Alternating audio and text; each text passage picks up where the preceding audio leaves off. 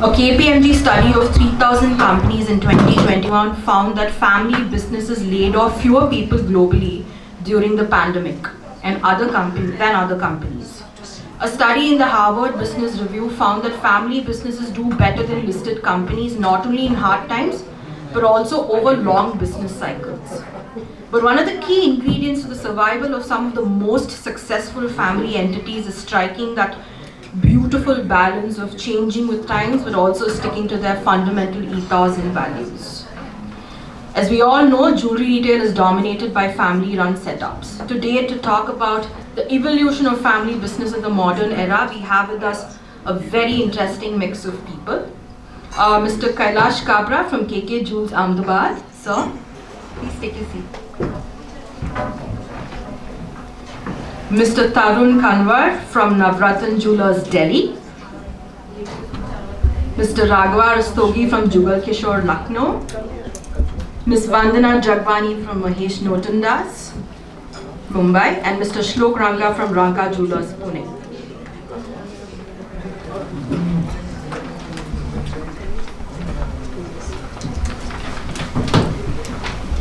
Before we begin this discussion, just a small brief about yourself and what exactly about your brand. So let's start with Kailash, sir. Hello, so my name is Kailash Kabra. I'm a first generation jeweler from Ahemdabad. I started my jewelry store in the year 2006, and now we have 6 stores, 5 in the city Ahemdabad and 1 in Gandhida, a city which is near like to Ahemdabad 4 hours. So my family is into business of coal, paper and logistics, but I never liked the traditional way of working under a family business, so I started on my own, and yeah, it's been interesting. The journey has been very nice. Right. My name is Tarun Kanwar. I'm from Navrattan Jewelers, New Delhi. I'm third in the generation with Navrattan. My grandfather started the business from the bylanes of Old Delhi. We now have a single store in Great Kailash. I am a jeweler by default because I didn't study to be a jeweler. I studied finance and I worked in the financial services industry for about 2 years, 2.5 years before I took the leap of faith and decided to join the family business. Hi, my name is Raghav Rastogi. I'm an 8th generation jeweler. My family has been into this for almost 165 years. And as he said that, jewelry, like, it chose me rather than me choosing jewelry. In our family, the guys, the children they start training the children, since the age of 10, 12, where I go with my grandfather house, see how the gold is being melted or refined and how the quality is being made, how the diamonds are being studied. In education wise, I am a lawyer by formal education. Then I did my gemology, and then recently I just completed my family business management from SPJ. And I'm helping my father to grow the brand forward. And yeah, that's it. Hi,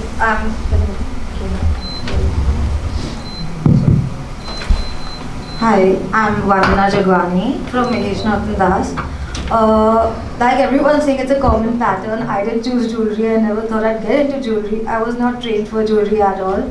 I went to study abroad for my business management degree, and I came back and confused. But the second I sat into jewelry, it just was my calling. I connected to it very well. And then I've done multiple courses in jewelry. I joined 7 to 8 years ago. Right now, I'm the creative director of Mahesh Notandass, so I've changed the branding, the marketing, and now I design for them also. And 2 years ago, I started my own brand as well of lab-grown diamond jewelry, which is on another floor called Vandals. And it was the proper family business discussion where your parents don't agree with you, but we literally vandalized the family business a little bit. But yeah, getting the new ideas and generation also means doing something what other people are not okay with. So I'm doing both of it right now. Hi guys, my name is Shlok Ranka. I'm a 7th generation jeweler from Pune, and I think I have lived and breathed jewelry since the very beginning. And my formal education, everything, till my masters has been in the jewelry industry. So yeah, that's about me. Right, so I'm going to start with you. What are some of the undue advantages of being in like a family business, and you also have to talk about the pitfalls, both.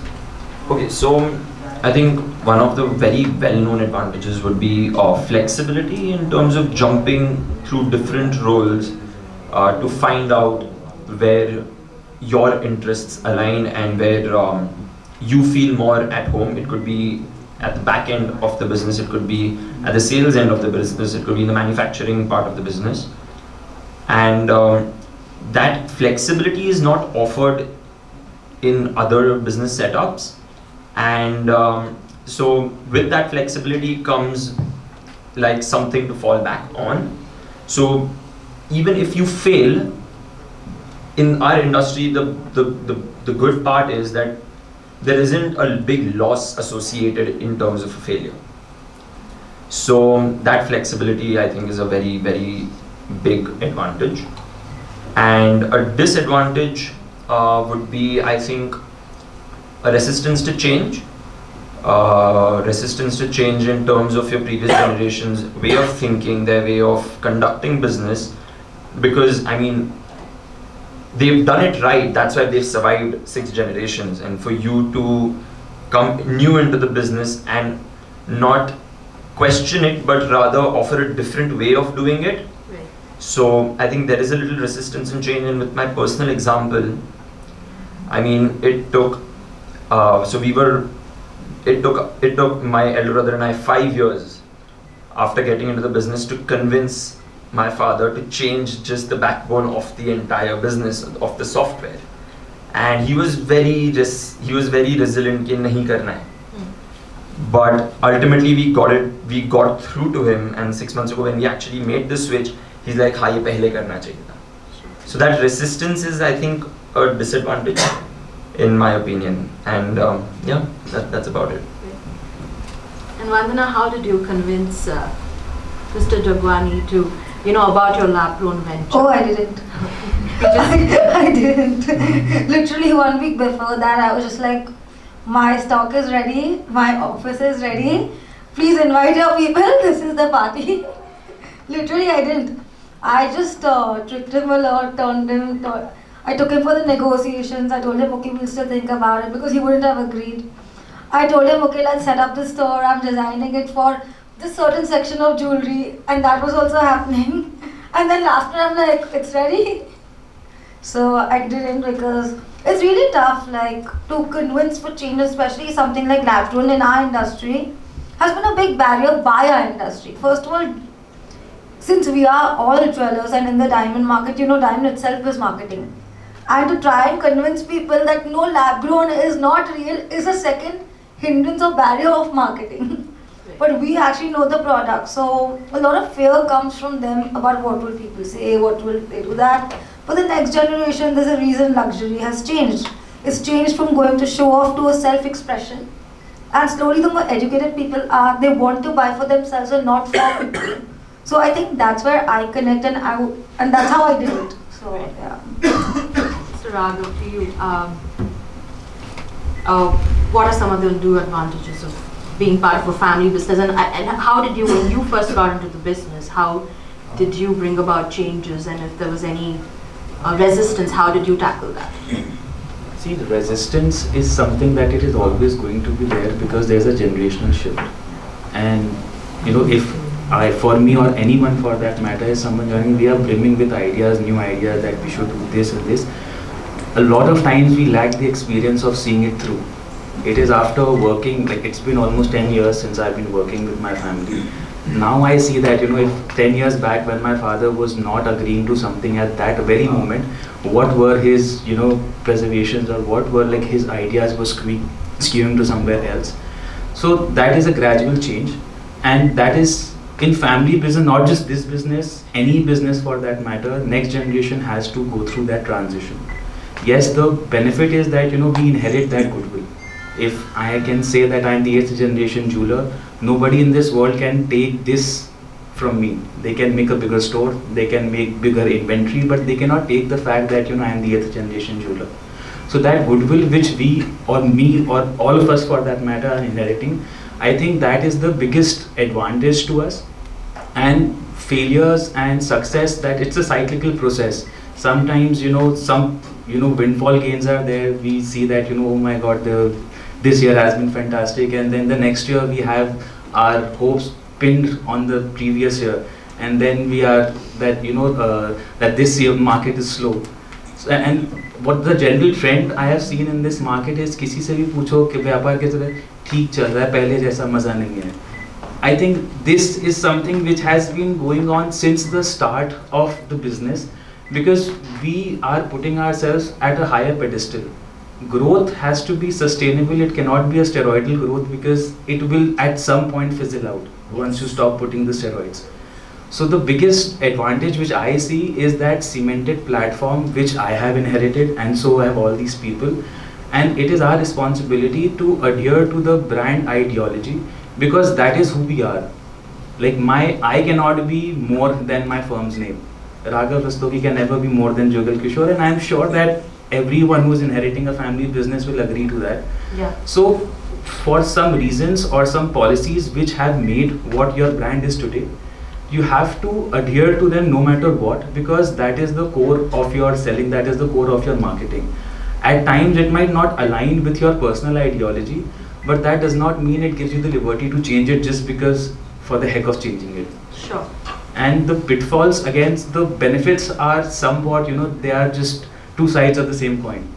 So we lack agility, we lack the, you know, flexibility, as in that, you know, the ability to change like on an overnight instance, what a lot of other businesses can do. Yeah. Because the cost of that change is very high. The cost of transitioning from one vendor to other, from one store to other, from one policy to other, that cost of change, the cost of time, the cost of manpower is so high that at points we are very, I would say that, inhibited to adopting to new changes.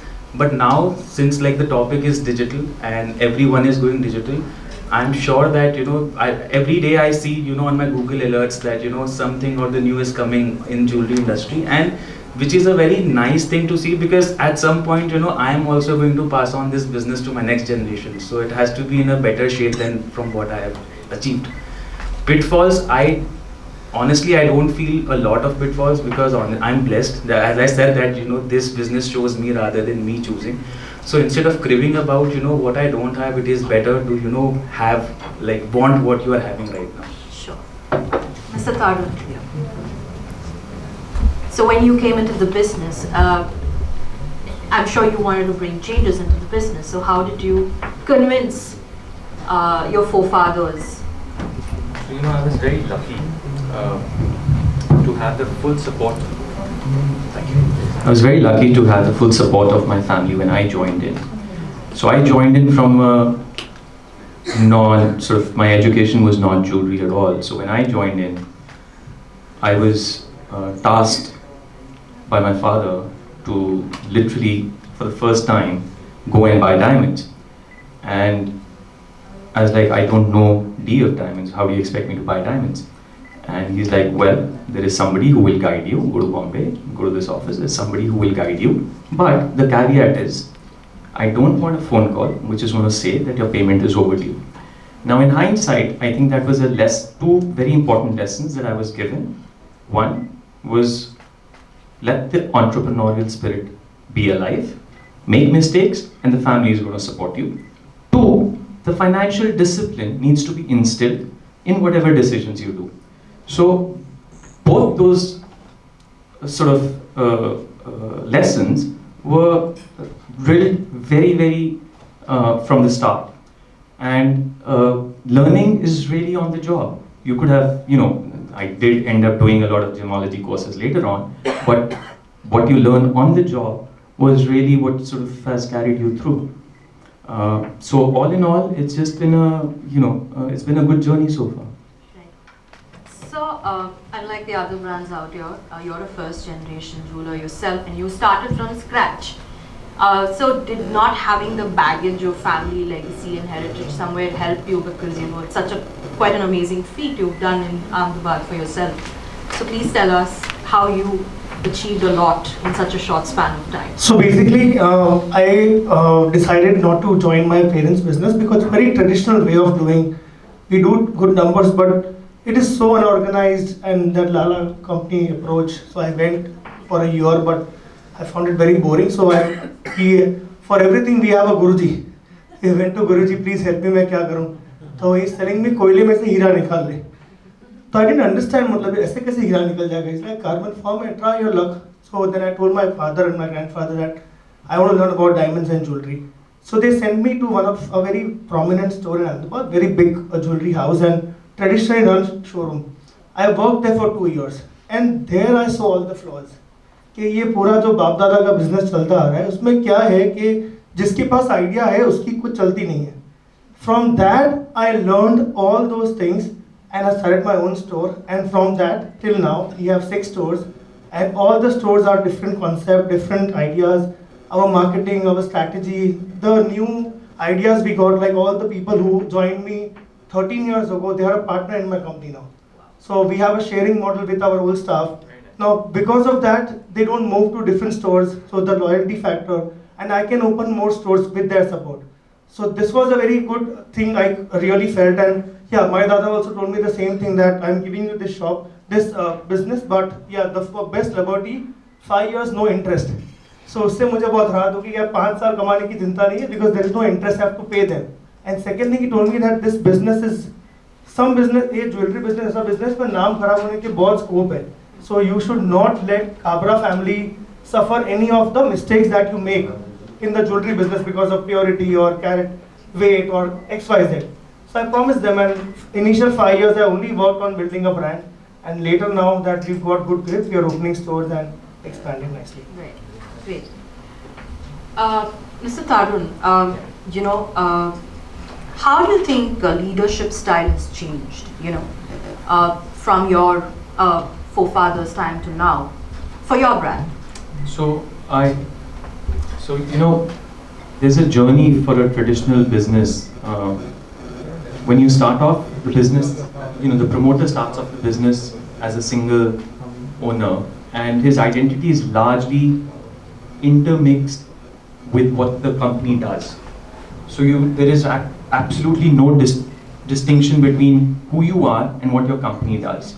But as the business grows and the complexity of the family business increases, I think the way forward is typically you have to disassociate you as an owner, manager, and start looking at yourself as an investor in the business, and you become a little more objective in how you look at your business. So the minute you look at your business as an investor, you've done 2 things. One, you started putting a structure to your business, and you're trying to analyze the key metrics on a day-to-day basis, and that by itself gives the base to grow. And we've essentially tried to do that in the last couple of years, and it's giving us good results. Mr. Raghav, would you like to add to that? I would differ slightly from this concept, is that so you have to disassociate yourself with the business, that is true, because there's a strong sense of individuality. But a lot of times what happens is that, once we are looking only as an investor, we are not looking at the human aspect of the goodwill and the brand. And a lot of times what happens with family businesses is, which I still see now, there are customers who walk out of the store if they come to know that my grandfather is not there right now. Right. And if we see that in percentages, because of the ERP, you can track your sales. So I see there's a strong percentage which is coming only because of my grandfather, only because of my father. Right. We are trying to disassociate, but that process is gradual. Right. If I do that overnight, and if I do that objectively, that this is something I need to free myself, as like my family is into other businesses as well, I need to see everything as an investor, then somewhere down the line, the reason why I am here, I am not doing justice to that. Now it's a very gray area, and there's no like written clear-cut formula for which is working for everyone. So a lot of times, in city like mine, it's a tier 2 city, which is trying, like it is on the cusp of being a metropolis. So where here the sense of community, here the sense of family is very strong, and people associate your face with the brand. And when you're a retailer, and if you're a high ticket size retailer, you are sort of a celebrity in your city because everyone recognizes you by the face. Right. A lot of times you are on the newspaper with some PR activity, a lot of times you're for award shows. So common people identify you. So if this is strictly I'm talking with respect to cities like Pune, Lucknow, Patna, Raipur, which are a growing market, hence every national brand wants to jump into this market. Yeah. So what I am feeling right now, I am trying to disassociate myself. There is a structure in place. How the leadership has changed is because there are a lot of inclusions in the ideas. Earlier the information used to just flow one way. It used to flow from the Malik to the staff. Yeah. That is how it used to be. Now there's a lot of inclusion as to as he said that the complexity of family businesses grow. I'm sure people who are handling more than 2 stores, they need to have a procurement team. This was something which was not there 15 years back when my father and my grandfather were working in tandem. Right. At that point, everything was selected with them sitting on the table and कि ये चलेगा, ये नहीं चलेगा, ये ऐसा है. Now we are gradually transitioning that part to the employees, who are also the stakeholders in our company. And it is not just procurement, it comes in everything. Right. And the bad habit which family entrepreneurs have is that we want to be associated with every small decision of the company. Micromanage. And a lot of time that is our undoing. So we have to just balance it out, because leaving it completely, because if you're leaving it completely, you have too much to lose. So doing it gradually, making inclusions, giving some autonomy to the team, that is how I see that the leadership is gradually evolving. From my grandfather to my father, from my father to me. My father and I, we work in the same office. There are a lot of difference of opinions. Yeah. So there are times when your subordinates look to the leadership who I should listen to. So that is another challenge which we have to handle. So it is your equation between your father. My professor told me a very beautiful thing when I started my family business. He told me that there's nothing I can teach you here which your father, your grandfather will not teach you or haven't taught you already. If you want to learn your business, be your father's driver, be your father's chaprasi, be your father's waiter, just be around him 24/7, and you're going to pick up things. Right. Now, it is my duty to learn from him. It is not duty to teach me. Correct. So if I am there learning from him, there are times when he has so much in his head that he is going to lash out on me. Yeah. At that point, I can just let my ego get into the way and stop my learning procedure. Yeah. Or you can just be the bigger person and you can, just steer through that. And that is transitioning from the owners to the employees as well. Right. Because once we are seeing the employees which I am going to hire, they are going to be in their mid and early 20s. So that is the generation which does not want to listen too much. Yeah. So to handle them and see my business growth in the span of next 10-15 years, I have to gradually change the work culture in my family business in order to assimilate them. Otherwise, I will be obsolete because of sheer lack of hands. Sure. So that is where I see every family business, that leadership is changing. It is not peculiar to just one person, and it is just what works for one person or the other. You just have to find your way. There cannot be like a rule book that you just have to do this to be successful. Yeah. With a lot of families, there are like cousins, and there are so many people involved in a family business, right? So I want to ask you, Shlok, what are some of the lucrative ways in which you can identify talent and skill, and bring in the next generation into the brand? So I believe the first step should be identifying each individual's strengths and weaknesses, and how we can inculcate them in the business and align them to the strengths of the business. And ways you can do that is the point I raised in the first question, was the flexibility of jumping through different roles. And same from personal experience, my brother's a chartered accountant. So he found a calling in the financing part of the business, in the accounting part of the business. And I have absolutely zero knowledge about numbers. I mean, I failed in accounts. But my knack for design was the reason I got into jewelry. And that's where I found my calling and my role in the business. So this also helps create proper divisions and gives the person more space to actually, you know, do what he knows better.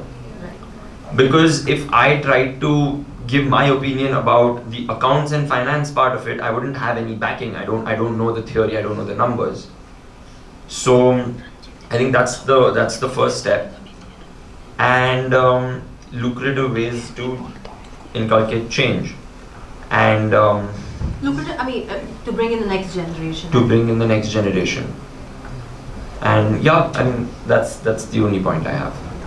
And Vandana, you said that you didn't think that you would come into the business and that you finally did. So what is it that you, for yourself, identified as, you know, something that you could really do, some of the skills that you personally had that you think you can bring into the business? I think basically I realized, like, I was studying finance, marketing, and I was like, not like I was good at finance, also good at numbers, like been good in school, but I always thought I'd get into that. But I didn't realize I did have a very creative side. So anything visual started attracting me. Like sometimes I'll design my own clothes, I'll design my own jewelry, and then even when my offices are done, so sometimes I get into that.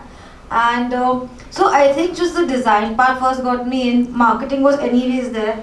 So I started doing the marketing of the company, and then overall when you're sitting there, then like I said, the staff is sitting there, you're controlling certain things, we have the exposure outside, we travel so much more, we're younger, we've studied abroad, so there's a lot we could correct in the way you even conduct, even your employees behave or our systems flow. So when I started getting, like, creativity is definitely what got me in, but what fully pulled me in is also the access I had, and maybe just like the amount I could change, which was very satisfying also. So yeah.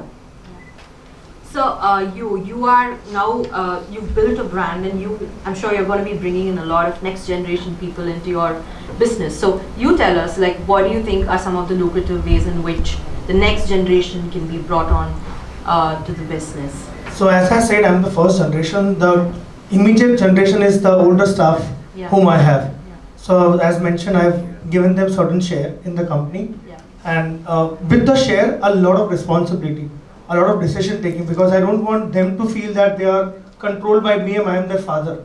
I am not their father, I am their friend, I am their partner, and I am being the biggest support to them.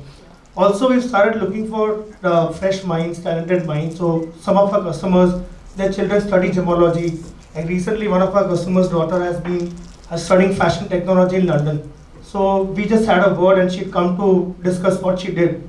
And I immediately offered her, why don't we start something together?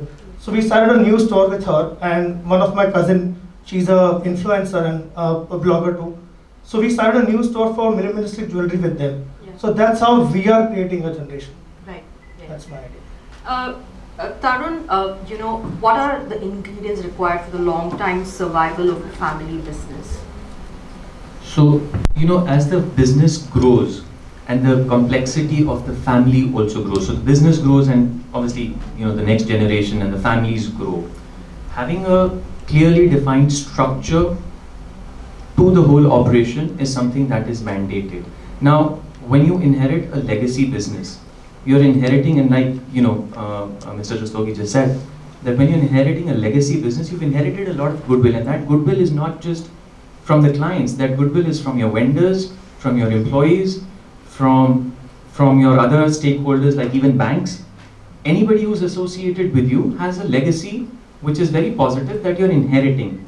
You would want to formalize a structure where you can pass on that legacy through a more structured way, whether that happens by the way of having a family constitution or by hiring, sort of like I initially said, where you sort of step back as an owner manager and say, I'm going to bring in more professionals to the business, and I'm going to take a step back and pave the way forward for the business growth. Customer comes, they pose a new challenge. So there could be something as small as the customer not getting the right amount of sugar in their tea, to something as big as, you messed up or goofed up with the entire order of the customer. Right. So at that point, the person who is dealing the customer, the manager or the ownership level, they have to think on their feet. And it is, you always find opportunity in adversity. So if I try to rack my brain around that, if something like this happen and I'll say this and that never works when, you have hooked up in front of the customer. At that point, you just have to come up, and for that you have to be very calm. Right. What I see right now is that, especially at the executive and the ownership level, people lose their calm just in an instant. Right. They go from 0 to 100 in anger, like in a span of seconds. Right. And a lot of time what happens is that, if that is happening, that is like your staff will of course know that this is how you're operating. And if the customer also knows, customer is as smart as I am, because he has or she has the access to the same amount of information and same education. Right. So if someone who has studied psychology well, she can or he can take you for a ride if they are seeing that you are an unstable person. Yeah. So these challenges, which I say that like every day, once that the shutter of your showroom is opening, you don't know what sales are you going to do. You don't know which customer is going to walk in. You don't know which staff might fall sick. You don't know which product might break. You don't know which order might, there's so much uncertainty when you're doing. It's like every day you're venturing into the unknown. Yeah. And the thing is that since we are doing it and we have that confidence, it doesn't feel like an adventure. It feels like that mundane है, अरे यार 10 घंटे की जो है ना नौकरी है, ये करना है वो करना है, बाहर नहीं जा पा रहे, ट्रैवल नहीं कर पा रहे. ये एक जनरल एंटरप्रेन्योर की, स्पेशली रिटेलर की जो है ना ये दिक्कत जो है ना वो रहती है.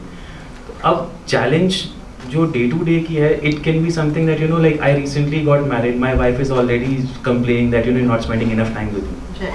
I've not been able to take her for a vacation because of COVID or for whatever reason. So the challenge, that can be a personal challenge. Yeah. Now that personal challenge is directly linked to my business. Yeah. And for that, disassociation is needed. Now for that disassociation, I need to, make a hierarchy. So it is so intermingled that again, the challenges is like everyone goes through like their own challenges. And there are again like, I am not in a position to, like clearly demarcate that for someone. It is just that, from my personal experience, if let's say, a customer who has a diamond fallen off, it is a very common thing, it happens. Yeah. When a lot of smaller pieces are being set, it is possible that in a week's time or 10 days time, something might fall off. Yeah. Now I am selling it on a regular basis. For me, it is a very small thing. For the person who is buying it for an engagement, it is a matter of life and death. Yeah. At certain times, it is a matter of the family dignity की जो है ना engagement में दी थी, ये गिर गया, वो क्या कहेंगे. A lot of things at that point they happen. So what I try to do is I try to just manage it right at the spot, as in that if something bad has happened with the product, I can offer a repairment or something. At that point, I have seen always situations escalating. Rather than what I do is first I offer them that we have two choices. You can either have a complete refund of the amount you have given me, or I can make this a new product. I start with that so that the customer is at ease that okay, my money is not unsafe. Right. And from there you just take how that person is like if it's a reasonable person, you can mold him into your way that we can get it done. It happens because at that point you have to cool down the customer. So again, like if person who is rational and calm, he can do that. And a lot of times it is a hit or miss, because some people might take it offensive that कि हमने बेचने के लिए थोड़ी आपसे अंगूठी खरीदी. So it is again like you have to think on your feet, and it is a very fluid, like sales is a very fluid concept. Yeah. It changes from one person to other. They cannot be like, there can be targets, but there cannot be an effective strategy that fits all. So one question that anybody can answer. I'd like to add to that point. we as a family, we have 12 showrooms, but as a family, there are 5 brothers managing those 12 showrooms. So what always comes up is that we shouldn't be diluting our brand, but at the same time, we shouldn't be competing with each other. So that is so there are these unsaid rules that we have, that we do not open a new showroom in, say, a 10-kilometer radius of an existing one. Right. So those rules can be a part of the family constitution, as Tarun said, and I think having all of these rules said and made the newer generation understand helps keep the family legacy running for generations, because it just takes one person to actually mess up 140 years of mehnat. So I think that is very important, that each person's guideline, there are these certain guidelines everyone has to adhere to, because it's not just your name, it's your cousin's name, it's your father's name, it's your grandfather's name. And to add to another point was that there are lots of customers who come, just they will see everything, but hisab dad ke haath se karna hai. So your role in that particular instance, if your father is not there, is to make the customer feel more comfortable and empowered, that even though he is not there, I'll take care of you, because only then, once he feels comfortable, are his children going to come and work with you, because all of these pieces are passed on. So there are customers who had purchased from my grandfather's hands and who have come now to me to get it exchanged, to give it to their children. So how your parents operated in terms of trust and being very transparent about the way they did business. So you also need to inculcate those particular ideas in whatever business you do, and that's my opinion. Yeah, So- about bringing in fresh minds at the management level. What is your take on that? So I'm absolutely for it, because at some point I have inherently taken this call that as I want to grow my business, I want to focus on certain key areas of my business, and I want to delegate the operational part of the business to the professional. And we're first step is to obviously have your house in order. I'm in the process of sort of getting that done. And then the next logical step is to have the operational part of the business delegated to the people who can do the job and who do that better than you can perhaps, and focus your mind and energy on growth and stuff that perhaps you can drive better than anybody else can. Talking to your, taking from the previous question that you just asked, as the families grow larger, one of the taboo subjects has been succession planning when it comes to family businesses. Yeah. There are legal models, which are available right now, and some families have actually used it. And within our industry, I'm aware of a few companies who are using that, whereby they're using a holding company model, where the holding company's asset is only the goodwill of the brand. If there are 5 people who want to open 2 stores each, as a family grows, as an individual, the holding company gets a royalty, and each one gets to manage their own portfolio of stores.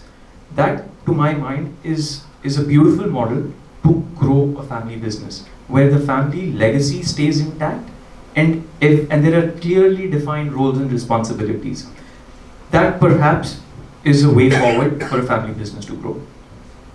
I agree with what he has to say, because the brand, after 6-7 generations, the brand itself holds a lot of value other than you. So redefining the family hierarchy, and which we are in the works of developing our own family constitution, where we want to also include the rules and regulations of our religion. So there are certain aspects in our religion which we do not want our brand, our surname or the brand to be associated with. So this can happen. I mean, there are the big four companies they actually have a sector in their companies which only helps in making family constitutions, which creates proper guidelines for the children that these are the don'ts and these are the do's. So that really helps. And Vandana, as part of like next gen, like what are some of the changes that you want to bring in? What is the vision that you have for Mahesh Notandass? Basically, I feel changes, of course, like most family businesses, structure-wise, like a better structure and departments. Like the whole point is, why are we still called family businesses? The entire time we are marketing, we are not marketing ourselves as family dwellers. The reason we are marketing ourselves as brands, are we still calling ourselves family dwellers? People are not buying, at least in metro cities, Bombay, from just a family jeweler. It's a highly developed market. I have 20 stores around me. People want to get the best of the product. That's it. They'll go next door. It's not like that. Of course, there's always that certain consumer who will only come to you, who will drag their children. But the more of a mind the brides have right now, which is a strong mentality, they want what they want. So I think first of all, the right branding that we are already working on, the right structure, and to not be associated just as a family jeweler, because that's not where the market is leading towards. That's not what the change is. Then how are we changing? Right. Even Louis Vuitton stuff started as family jewelers, but that's not what they are.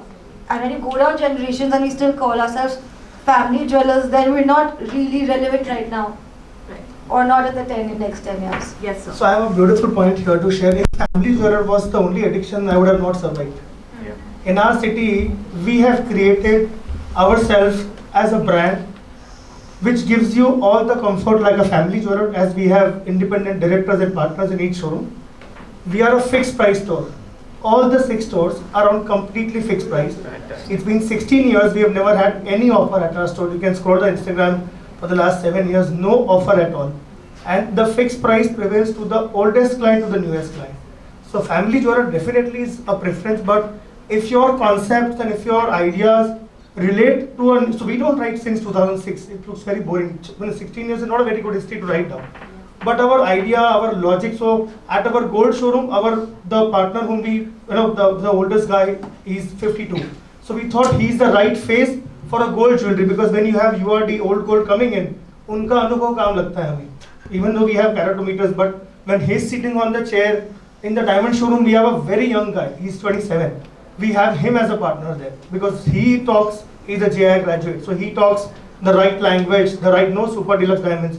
He'll say VVS, EF, GH, HI, jo bhi hai. So family jeweler is a preference, but like a brand like us, having no history of being a jeweler, still is doing good in a city. So in my building, at a stretch of 1 kilometer, there are 18 big jewelers in my lane. Right. So so my store in Tanishq is one wall, and the next is TBZ. In Right. front of these people also, their customers come to us because of our transparency, our style, and because of fixed price, the trust is maintained in a very different way. That's the idea. Right. So, can I add? So, what he's saying, what Kailash is saying is absolutely spot on. Because that distinction, I mean, as a consumer, if one was to look at it, he doesn't care where he buys it from. All he cares about is he gets the product that he wants. One of the drivers for that purchase decision is like what Vandana said, is the brand. And what that brand stands for is a very, very important, what the ethos of that brand is more important to the new generation of a client than the legacy. So legacy is essentially a brand. And if that legacy is connecting with that audience as a brand, I think that should be the driver. So you can't just sit on the past laurels and say, well, this family has been coming to me and they are going to continue to come to me. No, that's not going to happen. Unless you evolve to their needs and offer them what they need, and your brand continues to evolve along with it, you're going to lose that business. Okay. And that's sort of not just the product, it entails the entire structure of the business. What Kailash is doing is something which is absolutely commendable. Something very interesting. The newest talk of the town is the present jewelers' wives want to buy jewelry from us. बोले एक set तो कैसे लेना है? वहाँ का experience, वहाँ का culture. So we have a beautiful. We changed. So I know all of us buy from common vendors. I'm sure from Shlok to me, we would have all common vendors. But the attitude, approach, and service will differ. So when we deliver a bridal jewelry, the event that we do is a memory for that bride. Tears in her eyes, happiness on her face, lot of thanks, lot of self-promotion. So she will put the whole video. It's a beautiful experience. We have it's a traditional ceremony called a Pagla ceremony. So we call the bride's family. So generally in-laws might not be our clients. So for that event we call them as well. So when they see that, they make sure घर में next शादी हो रही है तो ये experience के लिए भी आना है. Why do we travel business class? It's not to reach the destination more early. It's impossible. It's the experience. So this is what made us different. And though present jewelers की wives हमारे यहाँ आती हैं and then they say यार इसमें तो कुछ कम कर दे यार. So. And I will just say, the brides coming in already and 5 years down the line are not going to buy from you because their parents want to buy from you. They are going to buy from you because they connect to you. Yeah. And that is essentially what you are, not like because you're a family jeweler. It's how they connect to the brand or the ethos of the brand. And the brand has to be relevant in what's going on today. Not what were the policies 10 years ago, because that is not what they will connect with. What we get with our background is we get a lot of opportunities in terms of already set up or back end, but that also needs to keep changing because we cannot survive with that, and including your old stuff also needs to be updated with the new over time, because only new ideas will keep you current in the business. So to sum it up, I'm going to start with Kailash ji. It's a cliche question, but what does change mean to you as an entrepreneur, and how is it important for So growth? basically, I don't decide that I am the best. I really attend, during the lockdown, the Mindspeak webinars, I've attended each of it. I've tried to learn as much as I can and immediately apply it, because I don't have any authority. So I think that works very faster with us, because if I have an idea and if to experiment 10 lakh rupees on this particular shoot, in this particular agency, in this influencer, I take it very fast. So I think change is consistency with a little bit top speed. Right. That makes real difference. Mr. Tarun. So, a cliched answer will be change is the only constant, Yeah. right? So, the thing is that in business, and more important for a small business, is that the world is changing around us at a very, very fast speed. Even if you have to, the old saying is that you have to be running to stay at that same place. That's the kind of speed at which the world is changing, and if we don't continue to change along with it, all dimensions, whether it's the sales and marketing, whether it is procurement, whether it is our internal processes, whether it is our accounting software, everything is changing, and we need to be able to change along with it, otherwise we will become irrelevant in no time. Mr. Ranka. So, change, as it is going to come. If we see evolution in our brands only, that my grandfather used to weigh on those traditional scales where we used to have part as small as 100 milligram. My father does it with a digital scale. Yeah. I am doing it with a scale which is directly feeding that information into my ERP system. So we have been adopting to change. With business, a lot of what happens is that you're only doing successful business when you're solving some problem of a client. That is the only point where you will do some business. And what we do when we're sitting at the top, we assume that this is the problem the client is having, hence we should do this. So a lot of times we are not having the clear picture as to what actually the client's problem is. Yeah.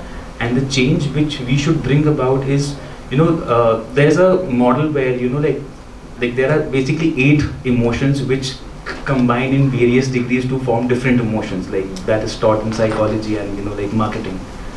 So if we study that wheel, we come to know that a lot of times you need to instill fear in the customer, a lot of times you need to instill trust, some urgency, some delight, some anguish. What is happening is that because the client is changing so fast, the businesses are not able to keep up. As he said, that you have to keep running to stay at the same pace. So we are not able to assess, because what is happening is that a 40-year-old female or a male is trying to connect to a 24-year-old bride. That is where the disconnect is. Yeah. Because she is not going to feel that, this person is not understanding, a lot of brides which come to, this is not my style. That person might not have seen so much jewelry as you have, but it is important that, her jewelry suits her style. So that is based on some emotion. And I think the skewed towards a lot of designs which were appealing to me. And then I started seeing that my inventory is getting stuck. My inventory days, from 60 days, they are, inching towards 80 days. So that's a 20-day capital, which is blocked. That is the interest cost, on which I can, do more turnarounds. Right. So if we are constantly on the lookout as to what emotions we have, vis-a-vis what emotions customers have, and if they are aligned, then we can adopt and adapt to the change very easily, and hence we can be successful, because anyone who is doing ethical business will never go out of business. Right. Their success, their sales can vary from time to time, but if you are delivering genuine product, no matter how small you are, how big you are, nobody will be able to push you out, because you will always be able to carve out a niche. And with that change that which is happening for the customer, that from heavyweight products like 300-gram necklace, 400-gram necklace, 800-gram necklace, it is something which was very common not so long ago. Right now it is changing because the brides are changing. And if I focus on the fact that I am a traditional bridal jeweler, I'm only going to keep pieces which are certain this price bracket, then I'm not adopting to that change, because I'm not adopting to the emotions of that customer. So this is relevant to people in varying degrees. Again, as I'm saying it again, that no solution can fit all, but it is very important that we cater to the emotions, because every business, at the moment we spend our money, it is based on that trust. Right. Hence, every jeweler in the world, they always advertise on trust. Their taglines will be based on trust. Their, the idea which they, spend in their, like they showcase in their brand is trust. It's emotions, and hence emotional marketing. You see, there are different changes happening in emotional marketing as well. Yeah. Tanishq is not advertising its product now. They're advertising stories. I'm sure the women Hira Ho Tum Wala campaign is prevalent in everywhere. Yeah. They are not advertising diamond jewelry. They are advertising that you women are a diamond. Mm-hmm. So that is the change they are adapting to. Yeah. And because they are so agile in adopting to that change, that is the reason why everyone, every family jeweler, every family owned business is facing the brunt from these organized pairs. Right. Because they are inching, towards they are eating up your market, they are cannibalizing the market. For them it is growth, for you it is survival. Yes. So that is the change which we are looking at, and whatever suits you, whatever suits your personal circumstance, your family, your constitution, your policies, it could be anything, but it has to be in tandem to what your customer is demanding. And for that I think that that change again is inevitable. You have to be just on the lookout that which direction you should take. Vandana. I love change. I feel like there's so much around it that's changed. Like, there's so many things that happen around us. Eras keep changing, like the feminist era. I'm a girl sitting in this industry, and it's not just on the retail side, right? At the back end, of course, there are lots of women in the industry, but it's still changing. So I love change because it's been very good for a lot of the world, even though it's challenging for some because they can't keep up. So I agree, of course, embrace change, adopt it, but a lot of times you can even drive change. Yeah. It's been driven by some people, right?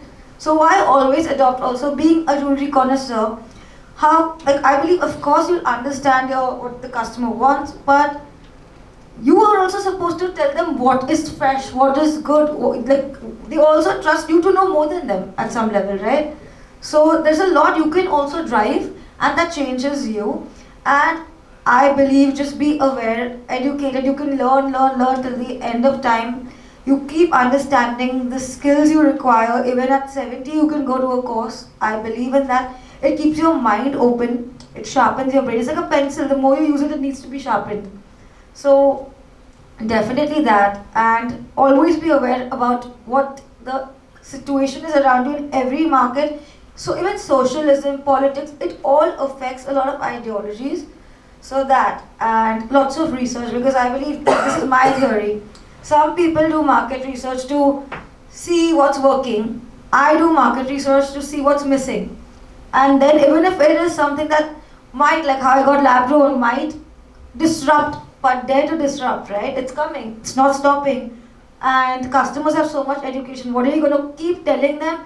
Something just because it's cheaper is not good. Like, no, it's coming regardless. So take that chance. For all you know, being stuck up there saying, oh, this is not real, is actually not adapting to the change. I mean, to adding to her point, I mean, what she's done with Vandals, it's about being ahead of the curve. I mean, she started the brand out 2 years ago when it wasn't as accepted as before, but just the fact that she was ahead of the curve through market research is that now she's the market leader in that particular segment. So adapting the change is as important as the change itself. Otherwise, you'll just fall back in line. And you need to be ahead of the curve. You need to think on your feet all the time, and that's what change means to me. Like, adapting to change is equally as important as the change itself. Thank you so much for being here. And yeah. Arpit, can you please come for a group photograph? Yeah. Thanks a lot. Lovely session. Lovely. Thank you so much for your time. You're magnifying this on the social media.